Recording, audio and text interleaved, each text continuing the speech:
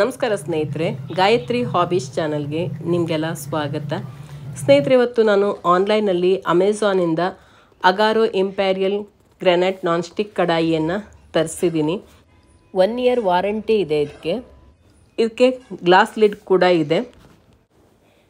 ಇದಕ್ಕೆ ವುಡನ್ ಫಿನಿಷ್ನಲ್ಲಿ ಇರುವಂಥ ಒಂದು ನಾಬ್ ಕೂಡ ಇದೆ. ತುಂಬಾ ಚೆನ್ನಾಗಿದೆ ನೋಡೋದಕ್ಕೂ ಕೂಡ. ಇದು 3.8 ಲೀಟರ್ ಕೆಪಾಸಿಟಿ ಇರುವಂಥದ್ದು.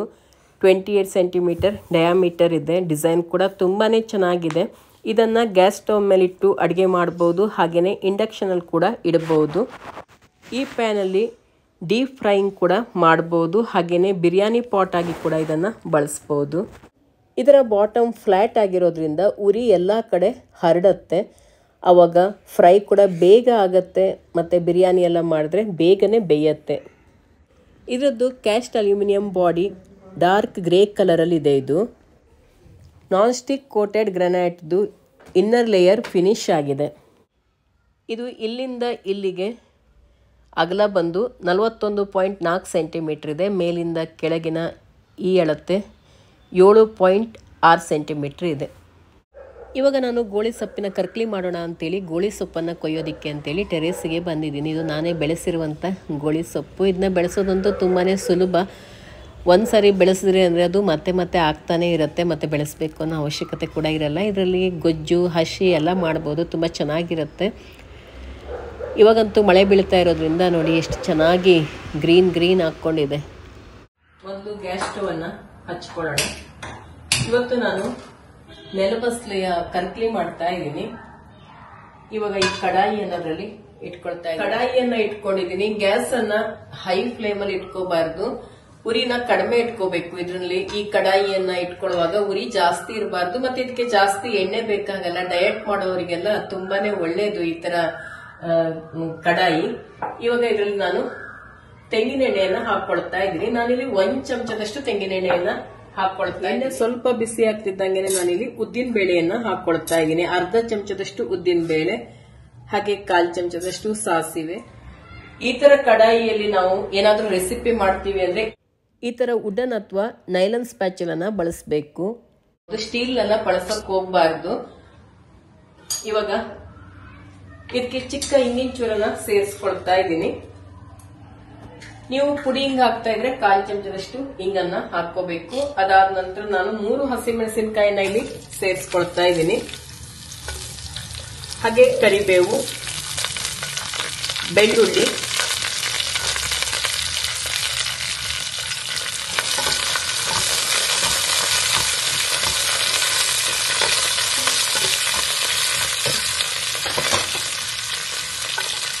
ಈ ಕಡಾಯಿ ನನಗಂತೂ ತುಂಬಾನೇ ಇಷ್ಟ ಆಯ್ತು. ಕಡಿಮೆ ಎಣ್ಣೆಯನ್ನು ಬಳಸಿ ಅಡುಗೆ ಮಾಡ್ಕೊಂಡು ತಿನ್ನೋದ್ರಿಂದ ಕೆಲವೊಮ್ಮೆ ರುಚಿ ಚೆನ್ನಾಗಿರಲ್ಲ. ಆದರೆ PFOA ಫ್ರೀ ಪ್ಯಾನಿಂದ ಕಡಿಮೆ ಎಣ್ಣೆಯನ್ನು ಬಳಸಿ ನೀವು ಅಡುಗೆ ಮಾಡಿ ರುಚಿನೂ ಚೆನ್ನಾಗಿರುತ್ತೆ, ಫ್ಲೇವರ್ ಕೂಡ ಚೆನ್ನಾಗಿರುತ್ತೆ, ಎಂಜಾಯ್ ಮಾಡ್ಬೋದು ನೀವು. ಈಗ ಚಿಕ್ಕದಾಗಿ ಕಟ್ ಮಾಡ್ಕೊಂಡಂತ 2 ಈರುಳ್ಳಿಯನ್ನು ಸೇರಿಸ್ಕೊಳ್ತಾ ಇದ್ದೀನಿ.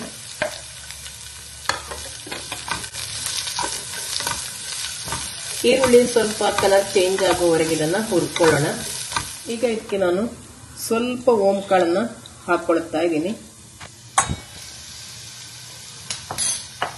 1/4 ಚಮಚಕ್ಕಿಂತಲೂ ಕಡಿಮೆ, 1-2 ಚಿಟಿಕೆಯಷ್ಟು ಅಷ್ಟೇ ಓಂಕಾಳು ಹಾಕಿದ್ದೀನಿ. ಸ್ವಲ್ಪ ಅರಿಶಿನ ಪುಡಿಯನ್ನ ಹಾಕೊಳ್ತಾ ಇದ್ದೀನಿ, 1/4 ಚಮಚಕ್ಕಿಂತ ಕಡಿಮೆ.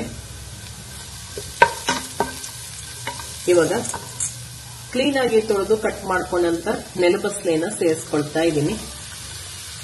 ಈ ಗೋಳಿ ಸೊಪ್ಪು ಒಂಥರ ಲೋಳೆ ತರನೂ ಇರುತ್ತೆ ಇದು.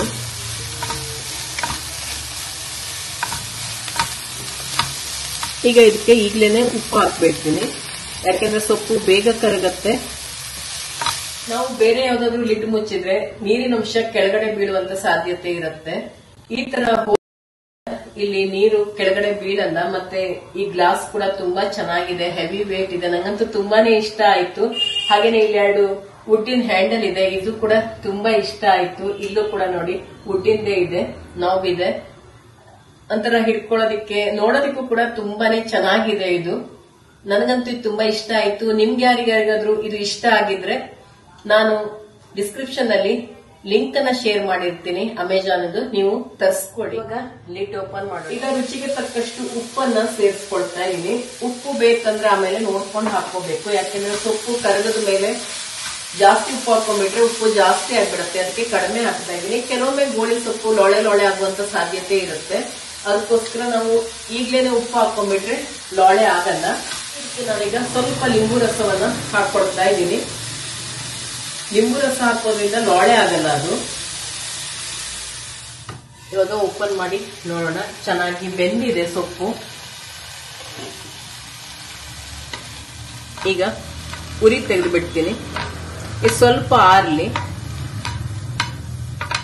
ಇದರಲ್ಲಿ ಸ್ವಲ್ಪ ನಾನು ಮಿಕ್ಸಿ ಜಾರಿಗೆ ಹಾಕೊಂಡ್ಬಿಟ್ಟು ಸ್ವಲ್ಪ ಪೇಸ್ಟ್ ಮಾಡ್ಕೊಂಡಿದ್ದೀನಿ. ಇದಕ್ಕೆ ಇದನ್ನ ಸೇರಿಸ್ಕೊತೀನಿ. ಇದಕ್ಕೆ ಸೇರಿಸ್ಕೊಳ್ಳೋಣ.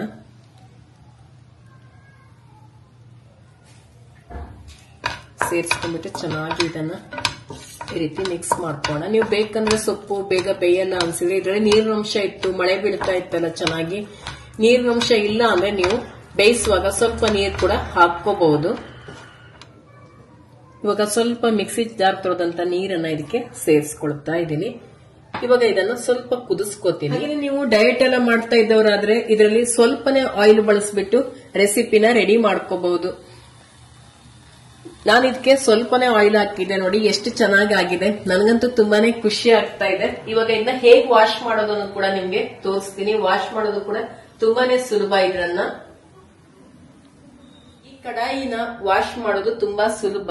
ಇದಕ್ಕೆ ಈ ತರ ನೈಲನ್ ಅಥವಾ ಈ ತರ ಸ್ಪಾಂಜ್ ಇರತ್ತಲ್ಲ, ಈ ರೀತಿಯ ಸ್ಕ್ರಬ್ಬರ್ ಅನ್ನ ಬಳಸಬೇಕು. ಇದಕ್ಕೆ ಈ ರೀತಿದಲ್ಲ, ಇದಕ್ಕೆ ನಾವು ಬಳಸೋದಿಕ್ ಹೋಗ್ಬಾರ್ದು. ಇದನ್ನ ವಾಶ್ ಮಾಡಿ ತೋರಿಸ್ತೀನಿ ನಿಮ್ಗೆ.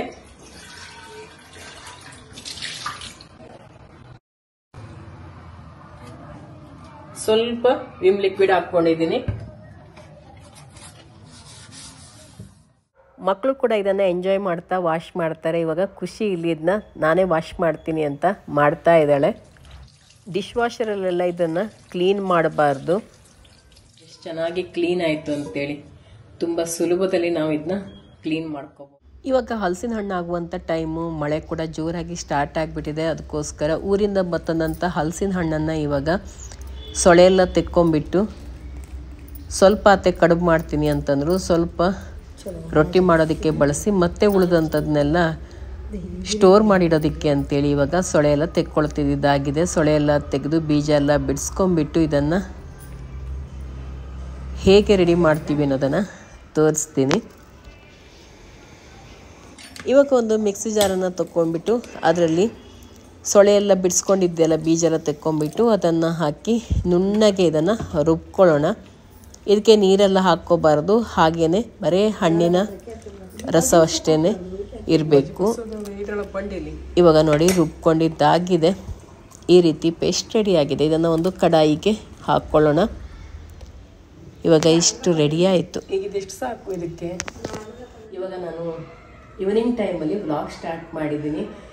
ಬೆಳಿಗ್ಗೆ ಹಲಸಿನ ಹಣ್ಣೆಲ್ಲ ಸೊಳೆ ಎಲ್ಲ ಬಿಡಿಸ್ಕೊಂಡ್ಬಿಟ್ಟು ಸ್ವಲ್ಪ ಹಲಸಿನ ಹಣ್ಣನ್ನು ಅತ್ತೆ ಕಡುಬು ಮಾಡಿದ್ರು. ಇಬ್ರು ಸೇರಿ ಸೊಳೆ ಎಲ್ಲ ಬಿಡಿಸ್ಕೊಂಡ್ವಿ. ಇನ್ನು ಉಳಿದಂಥದ್ದನ್ನು ನಾನೀಗ ಕಾಯಿಸಿಟ್ಕೊಳ್ತಾ ಇದ್ದೀನಿ. ಬೇಕಾದಾಗ ದೋಸೆ ಕಡುಬು ಆ ರೀತಿ ಎಲ್ಲ ಮಾಡ್ಕೋಬಹುದು ಅಂತೇಳಿ ಮತ್ತೆ ಸ್ವಲ್ಪ ಎತ್ತಿಟ್ಟಿದ್ದೀನಿ. ಅತ್ತೆ ರೊಟ್ಟಿ ಮಾಡೋದಕ್ಕೆ ಹೇಳ್ಕೊಡ್ತೀನಿ ಅಂತ ಹೇಳಿದ್ದಾರೆ. ಹಲಸಿನ ಹಣ್ಣಿನ ರೊಟ್ಟಿ ತುಂಬಾ ಟೇಸ್ಟಿಯಾಗಿರುತ್ತೆ ಅಂತೇಳಿ ಅದನ್ನು ಮಾಡಬೇಕು. ಅದನ್ನ ನಿಮಗೆ ಹೇಗೆ ಮಾಡ್ತೀನಿ ಅನ್ನೋದು ಕೂಡ ತೋರಿಸ್ತೀನಿ. ಇವಾಗ ಇದನ್ನ ನಾನು ಕಾಯಿಸಿ ಇಟ್ಕೊಳ್ತೀನಿ. ಹಾಗೆ ಇಟ್ಕೊಳ್ಳೋದ್ರಿಂದ ತುಂಬಾ ದಿನಗಳ ಕಾಲ, ನಾವು 1 ವರ್ಷಗಳ ಕಾಲ ಇದನ್ನ ಇಟ್ಕೊಂಡು ಬಳಸ್ಬೋದು. ನೆಕ್ಸ್ಟ್ ಇಯರ್ ಹಲಸಿನ ಹಣ್ಣು ಆಗೋವರೆಗೂ ಕೂಡ ಜಾಸ್ತಿ ಇದ್ರೆ ಇಟ್ಕೊಂಡು ಬಳಸ್ಬೋದು. ನಾನು ಇದಕ್ಕೆ ಹಲಸಿನ ಹಣ್ಣಿನ ಪೇಸ್ಟ್ ಮಾಡ್ಕೊಂಡಿದ್ದೀನಿ. ಆಲ್ರೆಡಿ ತೋರಿಸ್ತಿದ್ದೀನಿ ಹೇಗೆ ಅಂತ. ಹಲಸಿನ ಹಣ್ಣಿನ ಪೇಸ್ಟ್ ರೆಡಿ ಮಾಡ್ಕೊಂಡಿದ್ದೀನಿ. ಅದಕ್ಕೀಗ ಬೆಲ್ಲ ಹಾಕ್ತಾ ಇದ್ದೀನಿ.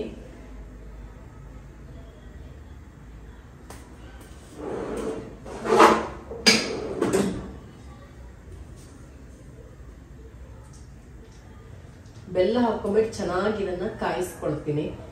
ಇವಾಗ ಅತ್ತೆ ನನ್ನ ಹಸ್ಬೆಂಡ್ ಡಾಕ್ಟರ್ ಹತ್ರ ಕರ್ಕೊಂಡು ಹೋಗಿದ್ದಾರೆ. ಅವರಿಗೆ ತುಂಬಾ ಬೆನ್ನು ನೋವು ಅಂತ ಹೇಳ್ತಾ ಇದ್ರು. ಅದಕ್ಕೆ ಡಾಕ್ಟರ್ ಹತ್ರ ಕರ್ಕೊಂಡು ಬಂದಿದ್ದಾಯ್ತು. ಡಾಕ್ಟ್ರು ಬೆನ್ನು ನೋವಿಗೆ ಏನಂತ ಸಮಸ್ಯೆ ಇಲ್ಲ, ಏಜ್ ರಿಲೇಟೆಡ್ ಅಂತ ಹೇಳಿದ್ದಾರೆ. ಜಾಸ್ತಿ ಬಗ್ಗೋದು ಹೇಳೋದೆಲ್ಲ ಮಾಡಬಾರ್ದು ಅಂತ ಹೇಳಿ. ವಯಸ್ಸಾಗ್ತಾ ಹೋದ್ಮೇಲೆ ಏನಾದ್ರೂ ಒಂದು ಸಮಸ್ಯೆಗಳು ಬರ್ತಾನೆ ಹೋಗುತ್ತೆ ಆರೋಗ್ಯದಲ್ಲಿ. ಆದಷ್ಟು ನಮ್ಮ ಆರೋಗ್ಯನ ಚೆನ್ನಾಗಿ ಇಟ್ಕೊಳ್ಳೋ ಕಡೆಗೆ ಗಮನ ಕೊಡಬೇಕು. ಜಾಸ್ತಿ ಏನು ಸಮಸ್ಯೆ ಅಲ್ಲ, ಜಾಸ್ತಿ ಕೆಲಸ ಮಾಡಬೇಡಿ, ರೆಸ್ಟ್ ಮಾಡ್ತಾ ಮಾಡ್ತಾ ಕೆಲಸ ಮಾಡಿ ಅಂತ ಹೇಳಿದ್ದಾರೆ. ಯಾಕಂದರೆ ಊರ ಕಡೆ ಎಲ್ಲ ಜಾಸ್ತಿ ಅವರು ಬಗ್ಗೋದು ಹೇಳೋದು ಮಾಡ್ತಿರ್ತಾರೆ, ಅದು ಏಜ್ ರಿಲೇಟೆಡ್ ಆಗಿ ಬರುವಂಥದ್ದು ಅಂತೇಳಿ. ಮೊದಲು ಕೆಲಸ ಮಾಡೋ ಥರನೇ ಇವಾಗ ಕೆಲಸ ಮಾಡಿದ್ರೆ ಆಗಲ್ಲ. ಇವಾಗ ಸ್ವಲ್ಪ ರೆಸ್ಟ್ ಎಲ್ಲ ತಗೋಬೇಕಾಗತ್ತೆ. ಅವಾಗ ಕೂತ್ಕೊಳ್ಳೋದು, ಸ್ವಲ್ಪ ಕೆಲಸ ಮಾಡೋದು, ಈ ಥರ ಎಲ್ಲ ಮಾಡಬೇಕು. ಹಳ್ಳಿಲಿ ಏನು ಮಾಡ್ತಾರೆ ಅಂದರೆ ಬಗ್ಗಿ ಸಾರಿಸೋದೆಲ್ಲ ತುಂಬ ಮಾಡ್ತಾರೆ, ಅವಾಗ ಬೆನ್ನು ಜಾಸ್ತಿ ಬರುತ್ತೆ. ಅದೆಲ್ಲ ಮಾಡಬೇಡಿ, ವೇಟ್ ಎತ್ತೋದು ಎಲ್ಲ ಮಾಡಬೇಡಿ ಅಂತ ಹೇಳಿದ್ದಾರೆ. ಅದಕ್ಕೆ ಫಿಸಿಯೋಥೆರಪಿ ಮಾಡ್ಸಕ್ಕೆ ಹೇಳಿದ್ದಾರೆ. ಅದಕ್ಕೆ ಕರ್ಕೊಂಡು ಹೋಗಿದ್ದಾರೆ ಹಸ್ಬೆಂಡ್ ಅವರಿಗೆ. 1 ವಾರ ಫಿಸಿಯೋಥೆರಪಿ ಮಾಡಿಸ್ಬೇಕು ಅಂತ ಹೇಳಿದ್ದಾರೆ. ಹಾಗೆ ಬೆಲ್ಟ್ ಕೂಡ ಕೊಟ್ಟಿದ್ದಾರೆ. ಸೊಂಟಕ್ಕೆ ಬೆಲ್ಟ್ ಹಾಕ್ಕೊಂಡ್ರೆ ಸ್ವಲ್ಪ ಸತ್ತು ಬರುತ್ತಲ್ಲ, ಇಲ್ಲ ಅಂದರೆ ನೋವು ಜಾಸ್ತಿ ಇರುತ್ತೆ. ಮಲಗುವಾಗ ಒಂದು ತೆಗೆದಿಡೋದು, ಆಮೇಲೆಲ್ಲ ಹಾಕ್ಕೊಳಕ್ಕೆ ಹೇಳಿದ್ದಾರೆ. ಅದಕ್ಕೆ ಈಗ ಅವರು ಡಾಕ್ಟರ್ ಹತ್ರ ಹೋಗಿದ್ದಾರೆ. ನಾನು ಅಲ್ಲಿವರೆಗೆ ಇದನ್ನ ಕಾಯಿಸ್ಕೊಂಡ್ಬಿಡೋಣ ಅಂತ ಅಂದ್ಕೊಂಡೆ. ಇದನ್ನ ಚೆನ್ನಾಗಿ ಕಾಯಿಸಿಟ್ಕೊಂಡ್ರೆ ಆಮೇಲೆ ಅತ್ತೆ ಬಂದಮೇಲೆ ರೊಟ್ಟಿ ಮಾಡೋದಕ್ಕೆ ಹೇಳ್ಕೊಡ್ತೀನಿ ಅಂತ ಹೇಳಿದ್ದಾರೆ.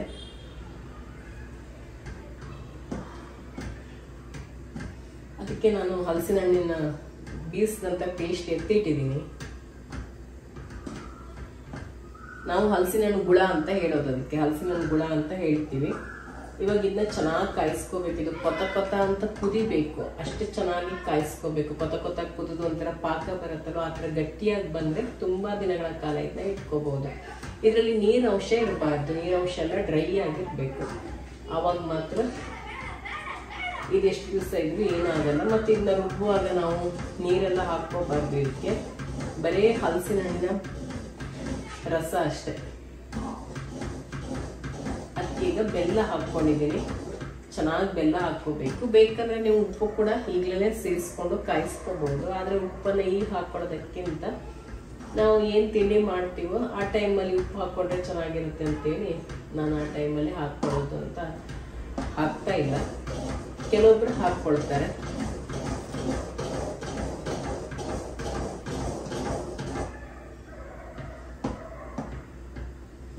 ಖುಷಿಗೆ ಕಾಲೇಜ್ ಕೂಡ ಸ್ಟಾರ್ಟ್ ಆಗಿದೆ. ಇವಾಗ ಟೈಮೇ ಇರಲ್ಲ. ಬೆಳಿಗ್ಗೆ ಬೇಗ ಹೋಗ್ತಾರೆ ಅವಳು, 7:30ಗೆಲ್ಲ ಹೋಗ್ಬೇಕು ಅವಳಿಗೆ. ಅದಕ್ಕೆ ಬೆಳಗ್ಗೆ ಟೈಮಲ್ಲಿ ತಿಂಡಿ ಮಾಡೋದು ಕಷ್ಟ ಆಗುತ್ತೆ. ಅದಕ್ಕೆ ರೊಟ್ಟಿ ಸಂಜೆನೇ ಮಾಡಿಡುವ ಅಂತ ಹೇಳಿದ್ದಾರೆ ಅತ್ತೆ. ಇದನ್ನ ಬೇಗ ಕಾಯಿಸಿಟ್ಕೊಂಡು ಅದಕ್ಕೂ ಕೂಡ ರೆಡಿ ಮಾಡ್ಕೋಬೇಕು.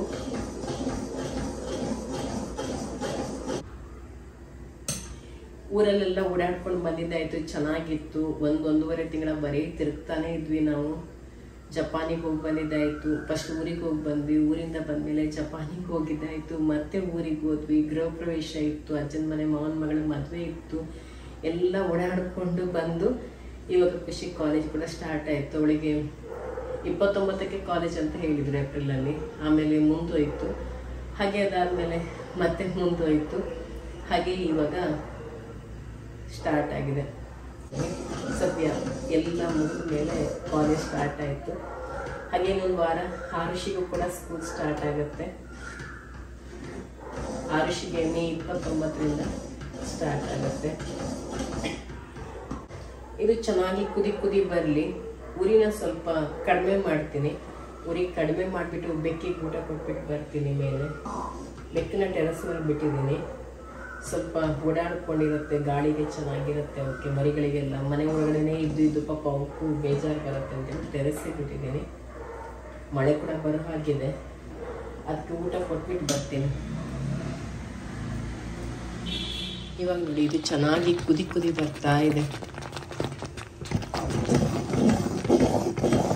ಇವಾಗ ನಾವು ಕೈ ಆಡಿಸ್ತಾ ಇರಬೇಕಾಗತ್ತೆ. ಕೆಲವೊಮ್ಮೆ ತಲೆ ಹಿಡ್ಕೊಳ್ಳುವಂಥ ಸಾಧ್ಯತೆ ಇರುತ್ತೆ.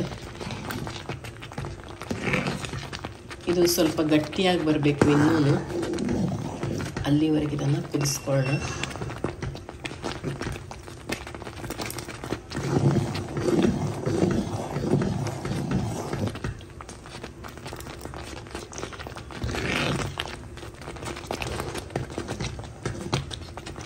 ಎಷ್ಟೇ ಆದರೂ ಪರವಾಗಿಲ್ಲ. ಎಷ್ಟೇ ಬೇಕಂದ್ರೆ ನೀವು ಇದು ಎತ್ತಿಟ್ಕೊಂಡ್ಬಿಟ್ಟು ಆರಿದ ಮೇಲೆ ಇದನ್ನು ಒಂದು ಡಬ್ಬದಲ್ಲಿ ಹಾಕ್ಬಿಟ್ಟು ಫ್ರೀಸರಲ್ಲಿ ಇಟ್ಕೋಬೋದು.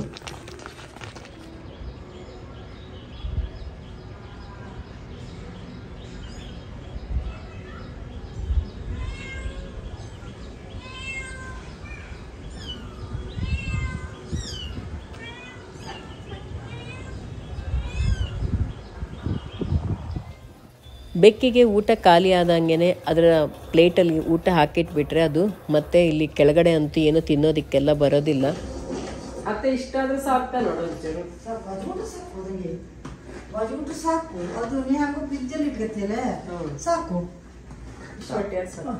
ಸುಮಾರು ಬಡ್ದು ಹೋಗುತ್ತೆ, ಗಟ್ಟಿಯಾಗಿ ಕೊಡಲ್ಲ ಅದು. ಬೆಲ್ಲ ಹಾಕುವ ಕೂತ್ಕೊಂಡು ಹಾಳಾಗದಂಗೆ. ಒಮ್ಮೆ ಕರೆಂಟ್ ಇಲ್ಲಪ್ಪ ಹಾಳಾಗ್ತಿಲ್ಲ, ಒಂದು ದಿವಸ ಕರೆಂಟ್ ಇಲ್ಲದ್ರು ನಿಮ್ಗೆ ಹಾಳಾಗ್ತಿಲ್ಲ, ಗೊಜ್ಜು ಬಿಡ್ತಾರೆ. ಸಾಕು. ಬಂದಿದ್ರು ಅಂದ್ರೆ ಅಷ್ಟೆಲ್ಲ ಸೀರಿಯಸ್ ಎಲ್ಲ ಇದೆಯೇ, ನಾಳೆ ಒಂದಿನ ಮಾಡಿ ಸಾಕು ಒಂದು.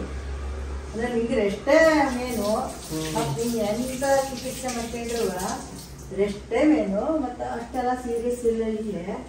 ಅದು ವಯಸ್ಸು ಕೆಲಸ ಈಗ ಮಾಡಲು ಆಗ್ತಿಲ್ಲ ಈಗ.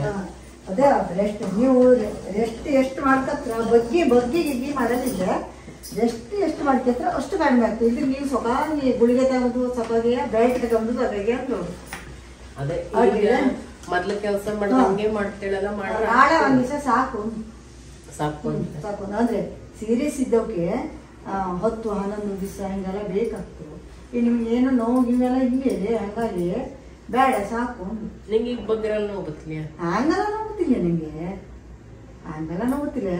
ರಾಶಿ ಅಂತಾರೆ ವಜ್ಜೆ ಹತ್ರ ವಜ್ಜೆ ಬಕೆ ಅಕ್ಕಚ್ಚೆಲ್ಲ ಕೊಡ್ತೀನಿ ನನಗೆ. ಆ ಬಕೆ ಹಚ್ಚೈತೆ ನಂಗೆ ವಜ್ಜೆ ಗಿರ ಮಾತ್ರ ತ್ರಾಸ. ಹಾಗೆ ಬಗ್ಗರ ಹಂಗೆಲ್ಲ ಎಂತ ಹೋಗ್ತಿದೆ ನಂಗೆ.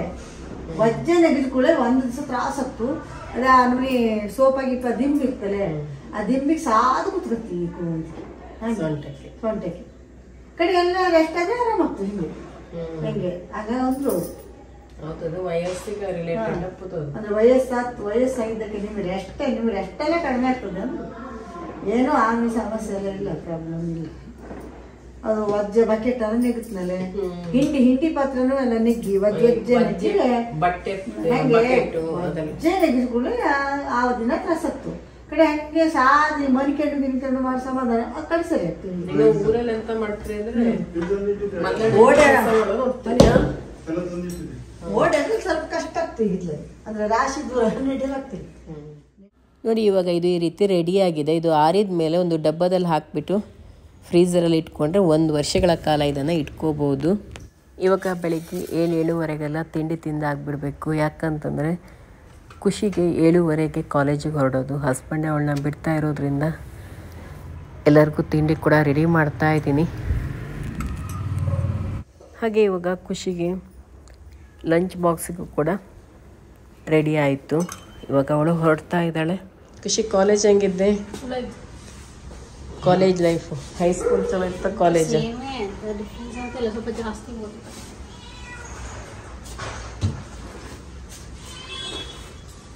ಖುಷಿಗೆ ಕಾಲೇಜ್ ಸ್ಟಾರ್ಟ್ ಆಯಿತು. ಆಗಲೇ 1 ವಾರ ಆಯ್ತು ನನಗೆ.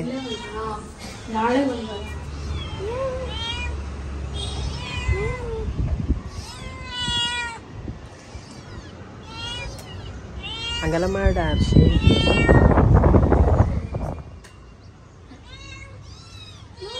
ತಿಂದಮೇಲೆ ಅದ್ರ ಬೀಜನ ಸುಮ್ಮನೆ ಪಾಟಲ್ಲಿ ಹಾಕಿದ್ದೆ.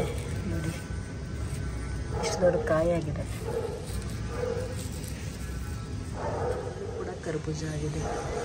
ಈ ಪಾಟಲ್ಲೆಲ್ಲ ಸುಮ್ಮನೆ ಒಂದಿಷ್ಟು ಬೀಜ ಹೊತ್ತಾಕಿಟ್ಟಿದ್ದೆ, ಅದೆಲ್ಲ ಬಳ್ಳಿಗಳು ಹಾಕ್ಕೊಂಡು ಕಾಯೆಲ್ಲ ಬಿಟ್ಕೊಂಡಿದೆ. ಸಿಕ್ಕಂತೂ ಸುಮಾರಿಷ್ಟು ಕಾಯಿ ಬಿಡೋದಕ್ಕೆ ರೆಡಿ ಆಗಿದೆ. ಇಲ್ಲಿ 3 ಬ್ರಹ್ಮಕಮಲದ ಮೊಗ್ಗನ್ನು ಬಿಟ್ಟಿದೆ. ಇಲ್ಲೊಂದು, ಕೆಳಗಡೆ ಇನ್ನೊಂದು, ಹಾಗೆ ಇಲ್ಲೊಂದು ಚಿಕ್ಕ ಮೊಗ್ಗಾಗೋದಕ್ಕೆ ಸ್ಟಾರ್ಟ್ ಆಗಿದೆ. ಹಾಗೆ ಇಲ್ಲಿ ಇನ್ನೂ ಒಂದು ಪುಟಾಣಿ ಮೊಗ್ಗು. ಇವತ್ತಿನ ಈ ವ್ಲಾಗ್ ನಿಮ್ಗೆ ಇಷ್ಟ ಆಗಿರುತ್ತೆ ಅಂತ ಅಂದ್ಕೊಂಡಿರ್ತೀನಿ. ಇಷ್ಟ ಆಗಿದ್ದರೆ, ಹೊಸಬರಾಗಿದ್ದರೆ ಸಬ್ಸ್ಕ್ರೈಬ್ ಮಾಡಿ, ಹಾಗೆ ಬೇರೆಯವ್ರ ಜೊತೆ ಕೂಡ ಶೇರ್ ಮಾಡ್ಕೊಳ್ಳಿ. ನಿಮ್ಮ ಅನಿಸಿಕೆ ಅಭಿಪ್ರಾಯವನ್ನು ಕಮೆಂಟಲ್ಲಿ ತಿಳಿಸಿ, ಹಾಗೆ ಒಂದು ಲೈಕ್ ಮಾಡೋದನ್ನು ಮರಿಬೇಡಿ ಸ್ನೇಹಿತರೆ. ನೋಡಿ ಎಷ್ಟೊಂದು ತುಂಬೆ ಹೂಗಳಿಂದ ತುಂಬಿಕೊಂಡಿದೆ. ಎಲ್ಲ ಥರ ಹೂವು ಆಗಿದೆ. ಇವಾಗ ಮಳೆ ಕೂಡ ಬರ್ತಾ ಇದೆ, ಗಿಡಗಳು ಕೂಡ ತುಂಬಾ ಹಸಿರಾಗಿ ಕಾಣಿಸ್ತಾ ಇದೆ.